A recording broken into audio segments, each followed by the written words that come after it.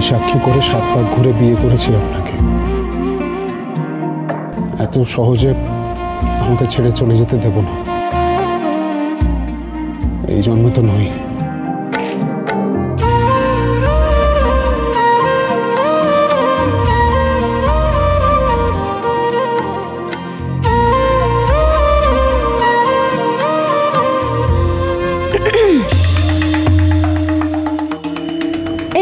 চা নিন। ইমন, চা নাও। Thank you. ঠাম্মি, দিদিভাই তো এ বাড়িতে এসে থেকে সব নিয়ম ভেঙেছে, নিয়ম পরিবর্তনও করেছে, আর শাস্তি পেয়ে গেছি শুধু আমি।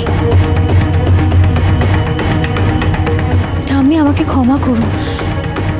আসলে একটা কথা না, আমি তোমাকে না বলে আর পারছি না। আমিও না ওদের বিয়ের আগে থেকেই সবটা জানতাম, জানো। কিন্তু দাদাভাই আমার থেকে কথা নিয়েছিল যাতে আমি তোমাকে কিচ্ছু না বলি। সেই জন্য আমি তোমাকে সত্যিটা জানাতে পারিনি ঠাম্মি। কিন্তু আমি খুব অবাক হয়েছিলাম যে দাদাভাই কিভাবে এতটা পাল্টে গেল। খুব কষ্ট পেয়েছিলাম। কিন্তু তুমি সবটা জানতে তরিতা? তুমি জেনেও কাউকে কিচ্ছু বলনি? কোনো একজন বাইরের মেয়ে, কিন্তু তুমি তো এই বাড়ির বউ। তারপরেও সবটা আমাদের কাছ থেকে লুকিয়ে রাখলে। এইটা তুমি কি করে করতে পারলে তরিতা? আর কি করতাম ঠাকুরজি, দাদাভাইকে তো আমাদের কোম্পানির সর্বা উত্তরাধিকারী ঠাম্মি বানিয়েছেন। দাদাভাই যদি রেগে গিয়ে অনিমেষকে কাজ থেকে বের করে দিত, তাহলে তো আমার স্বামী রাগে ঘেন্নায় আমার সাথে কথাই বলতো না। তখন আমি কি করতাম? সেই জন্যই তো আমি কিছু বলিনি ঠাকুরজি। না না জ্যোৎস্না, দেখো এমনও তো হতে পারে যে ওই মেয়েটাই তেজকে ভাসিয়েছে। দেখো বিয়ের আগে থেকে হয়তো ওর মাথাটাকে পুরো মুড়িয়ে দিয়েছে। আরে না হলে যে এরকম ঠাম্মি ভক্ত একজন নাতি, সে কিনা ঠাম্মিকে এত বড় মিথ্যে কথাটা বলতে পারে?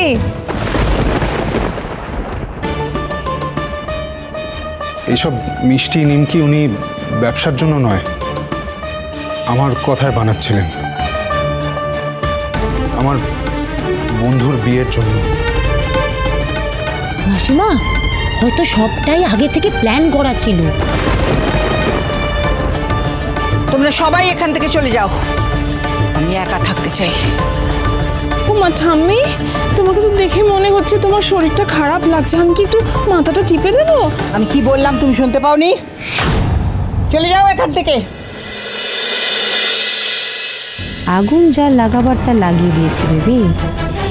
এবার এই আগুনে জ্বলতে জ্বলতে কাননবালা দেবীর আদরের নাতি ঠিক তোমার কাছে এসে পৌঁছবে।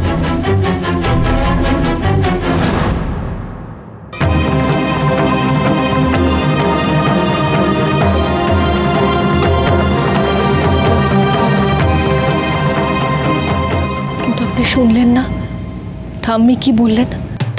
ঠাম্মি তো আমাদের বিয়েটা আর মেনেই নেবেন না, আমাকে এবারের বউ হিসেবেও আর মানবেন না। ঠিক মানবে ঠাম্মি, যদি আপনি হাল না ছাড়েন, যদি আপনার লড়াই এই বাড়ি থেকেই শুরু করেন। ঠাম্মির মন জয় করতে পারবেন আপনি, আমি জানি আপনি পারবেন। আপনি প্রমাণ করতে পারবেন যে আপনি হলেন এই বাড়ির বড় নাতবউ, যোগ্য নাতবউ। এটা আমার বিশ্বাস।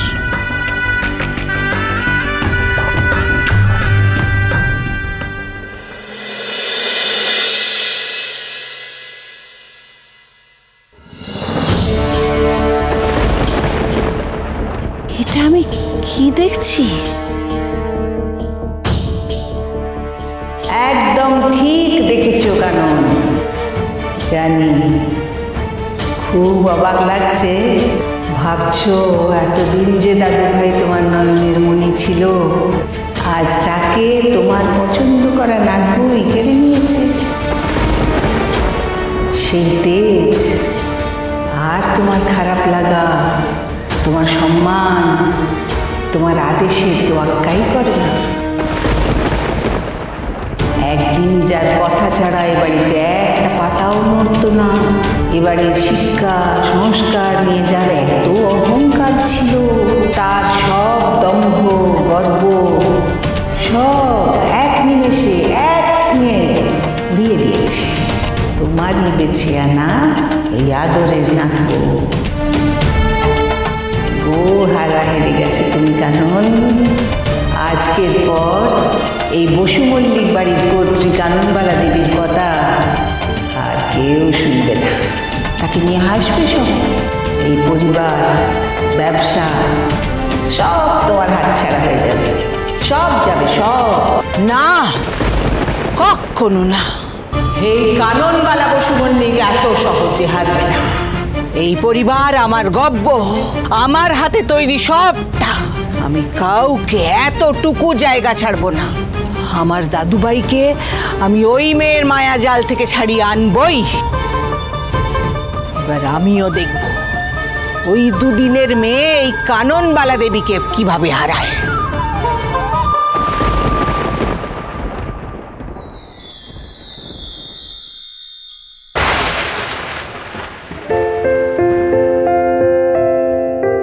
আমি আপনার ঢাল হয়ে দাঁড়াবো সুধা।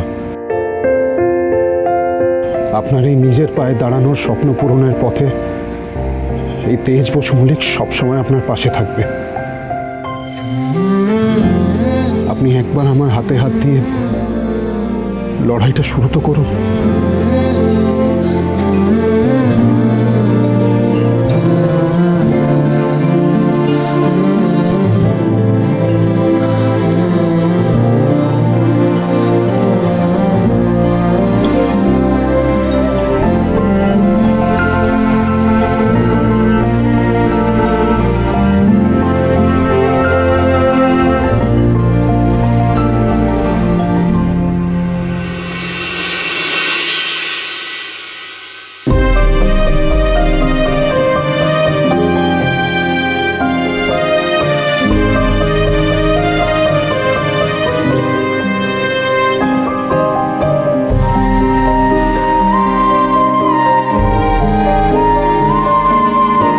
এখনো বাড়ি ফিরলো না রে মেজো।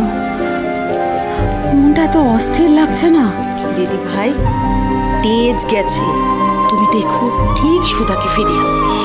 তুমি একটু শান্ত হও, সব ঠিক হয়ে যাবে।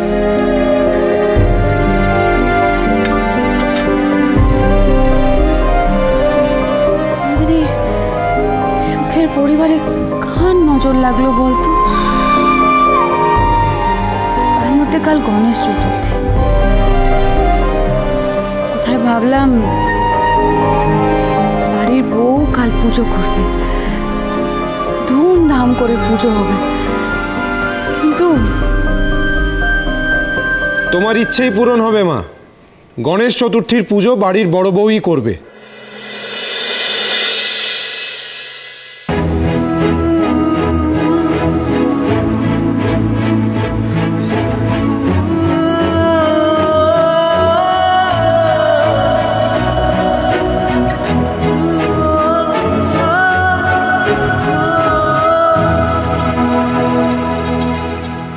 না,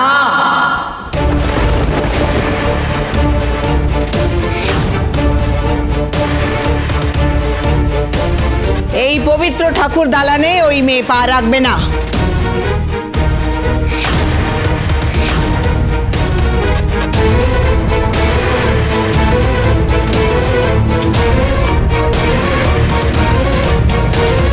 আমি সুধার যদি এই বাড়িতে কোনো জায়গা না হয় তাহলে আমি ওই বাড়িতে থাকবো না।